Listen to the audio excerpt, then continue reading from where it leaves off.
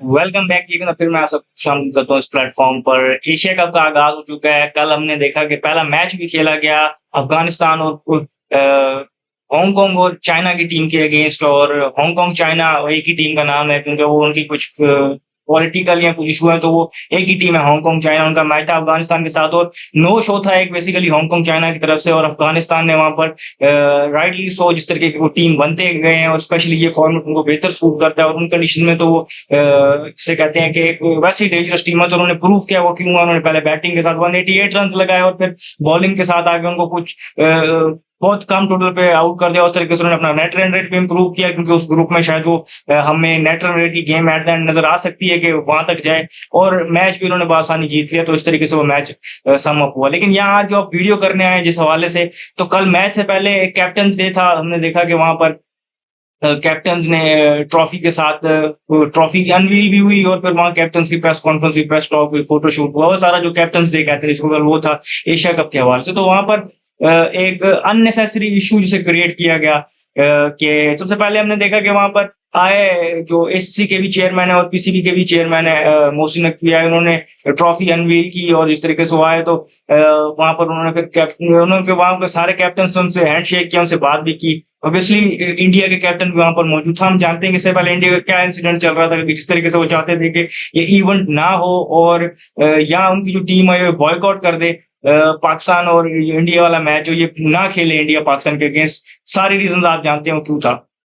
अब वहां पर एक इशू उठाया गया कि जब प्रेस कॉन्फ्रेंस खत्म हुई तो स्टेज से उठ के जाने लगे कैप्टन्स, तो वहां से सलमान आगा उठ गए। उन्होंने वहां पर किसी कैप्टन के साथ हैंडशेक नहीं किया, नीचे उतर के जाके वो सबसे मिले। तो पहले उन्होंने, क्योंकि जब तक वो दूसरी फुटेज नहीं आई थी, तो उन्होंने ये कहा कि इग्नोर कर रहे हैं और उन्होंने फिर इस तरीके तो ऐसा देखा कि इन्होंने हैंडशेक नहीं किया और इस मामले को पहले उठाया हुआ था। फिर जब बाद में वो वीडियो आ गई जहां पर उन्होंने हैंडशेक किया है और ऑब्वियसली और वहां पर बातचीत हल्की फुल्की हुई है उनसे, तो उसके बाद उन्होंने जो अपने से कहते हैं ना तीर बरसाना शुरू कर दिया। आप उनके अकाउंट्स देखेंगे सोशल मीडिया पे और उनके मीडिया को देखें तो वो सूर्य कुमार यादव के ऊपर और इंडियन टीम के ऊपर पड़ गए। और वहां पर अगेन उनके आप जो डिजिटल मीडिया के उनके यूट्यूब चैनल्स हैं उनके शोज को देखें तो वहां पर फिर बात होनी शुरू होगी कि इंडिया को फॉरफेट करना चाहिए मैच या बॉयकॉट करना चाहिए। इस तरीके से इससे पहले भी सो कॉल्ड स्पोर्ट्स लवर और सो कॉल्ड क्रिकेट के कुछ उनके एनालिस्ट हैं और बायस नहीं है। उन्होंने पहले कह दिया कि भाई इतनी बड़ी टीम है इंडिया को, क्या प्रूव करने की जरूरत है, वो एशिया कप खेले और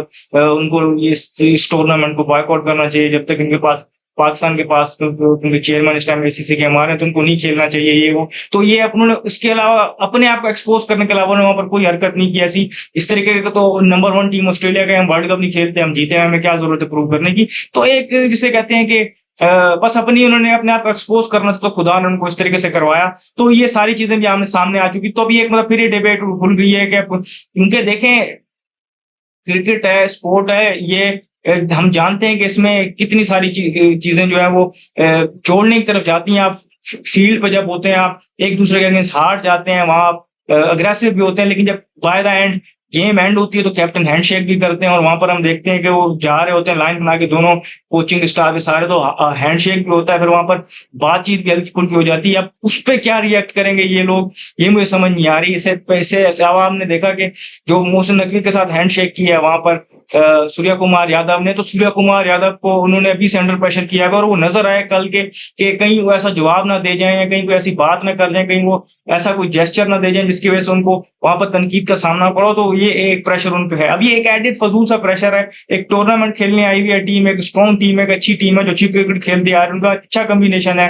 मैच वो खेलेंगे तो मोस्ट प्रॉब्ली वो फेवरेट ही होंगे। तो आपने उनपे एक फजूल किस्म का अलग से एक नो इशू उठा के खड़ा कर दिया कि हाथ मिलाया कि नहीं मिलाया, मिलाया तो फिर क्यों मिलाया, वो सारी चीजें लेके आए, पेट्रोटिज्म, ये चीज वो चीज, नेशनलिज्म, वो सारी चीजें वो लेके उनका मीडिया एक बार फिर सामने ला के रख दिया है। और हमारा मीडिया भी कोई पीछे नहीं हटा, वो भी वहां पर मौजूद उन चीजों को अपने तरफ से एंगल करके पेश कर रहे हैं, बजाय इसके कि मेन चीज पे फोकस किया जाए कि आगे मैचेस आ रहे हैं उसके बाद उनका कॉम्बिनेशन क्या है, हमारा कॉम्बिनेशन क्या है। उन चीजों को डिस्कस करने के बजाय अगेन यही एक इस चीज को हवा दी जा रही है, जो ये एक नॉन इशू है उसको इशू बनाया जा रहा है। तो इस तरीके से नहीं होना चाहिए। आपने फोकस करना है टूर्नामेंट पे, टूर्नामेंट के हवाले से देखें क्रिकेट को किस तरीके से खेल रहा है, कोई किस तरीके से खेल रहा है, उस पर बात होनी चाहिए, उसके प्रोज एंड कॉन्स पे बात होनी चाहिए, परफॉर्मेंस पे बात होनी चाहिए, बजाय इसके कि हम इन नॉन इश्यूज को इश्यूज बना के पेश करें और टीआरपी वगैरह बटोरें या व्यूज वगैरह बटोरें, तो उससे बेहतर ये है कि आप अपने उस पे फोकस करें। और